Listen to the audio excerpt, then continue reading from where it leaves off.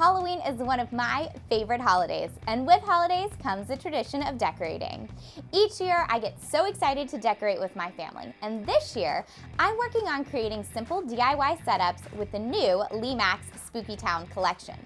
Each year, the Lemax design team creates new houses and accessories so that you can create your own perfect villages and continue your family traditions. Lemax is a family-run company rich in tradition since 1990. I know they put a lot of love and thought into creating the pieces that bring happiness to families like mine.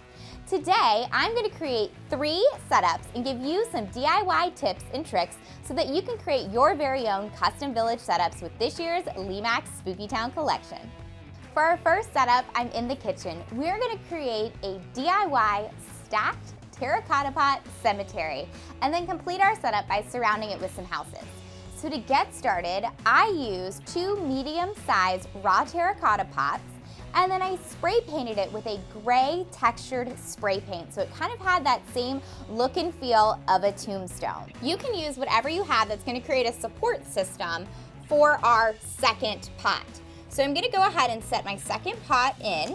And I want to make sure that it's nice and balanced, and you can lean it against the back. I also have filler in this pot as well because we're going to end up creating our graveyard scene on the top. I'm filling my first layer with some Halloween picks.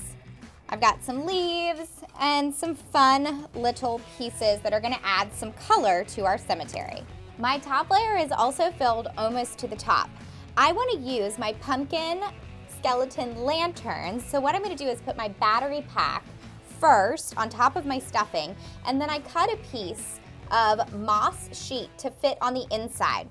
I'm going to use that to hide my wires, so I'm just going to kind of tuck the wires of my lanterns under my sheet and then position them where I want them in my graveyard. Make sure you turn your battery pack on before you put it under the moss. Now I'm going to finish off my graveyard by adding in some little moss rocks on the back to prop up this little skeleton head. Every spooky graveyard needs some skeleton pieces. So we have some skeleton hands and legs to scatter throughout the cemetery. Now we could stop here, and this could be a great piece to sit in the kitchen, on a fireplace, or on the countertop.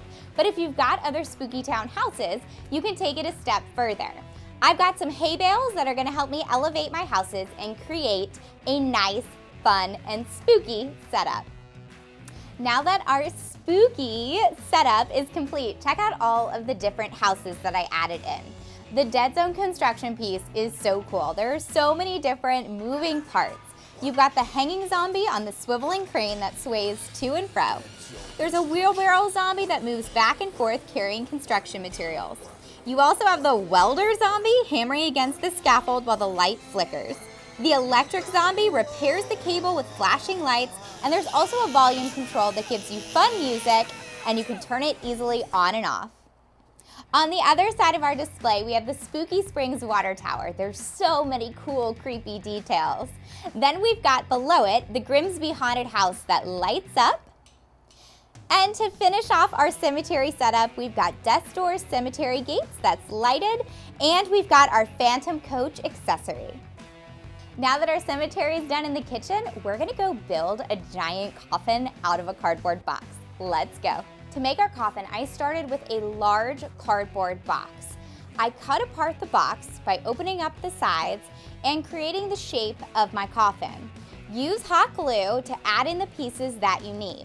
You also want to use hot glue to create the hinge of your coffin. Once you've got the frame of the coffin, it's time to paint it.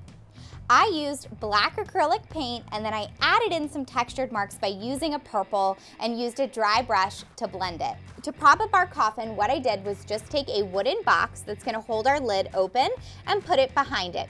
You can also create a hook system if you'd like, put a stick back there, anything heavy that'll keep this open. Because our coffin was deep, I wanted to make sure that my Spookytown houses were going to be kind of level with the top of the coffin.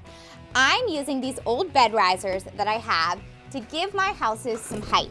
So I put these throughout the coffin. You can also use things like books or even stacks of paper, but remember you want those things to be dark so that they don't stand out against your black coffin.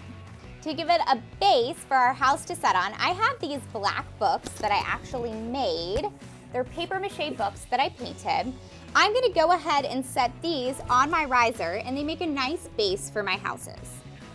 To cover up my risers and my books, I'm going to lay a spiderweb lace table runner over them and kind of tuck it in and around. And of course, because every old coffin has cobwebs, right? We're gonna add some webs. A little goes a long way. Just start at the edge or the corner and stretch it in and around your coffin. What coffin doesn't have a bag of bones? So I added in a skeleton and kind of nestled him in between my layers and popped his leg up so he can relax, and of course he's got his hand up to say hello. Our last step in building our coffin display is to add our Spookytown houses and accessories.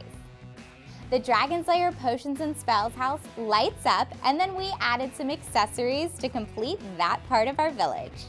The Haunted Library lights up and casts an eerie glow. Check out all of those details, and that broken window really tops it off.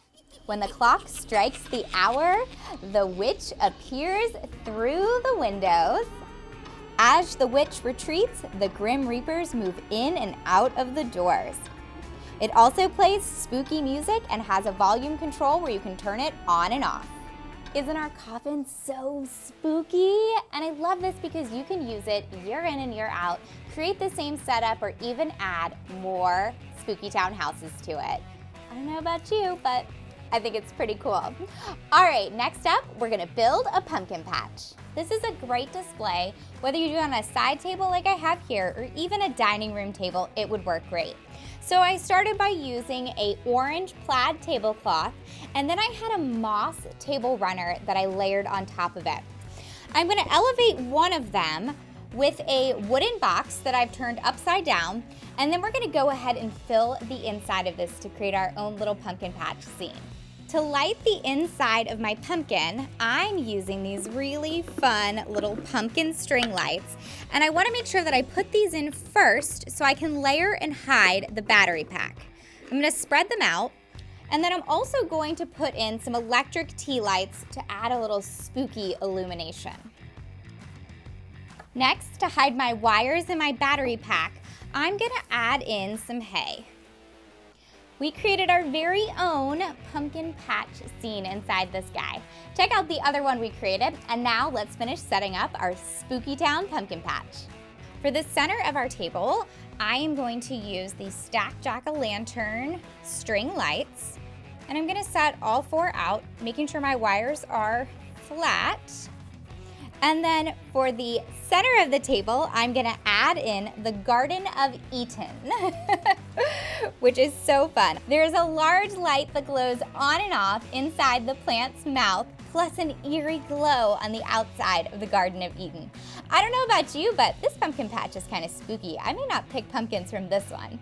I hope I inspired you with my DIY tips and tricks so that you can create your very own customized Spookytown.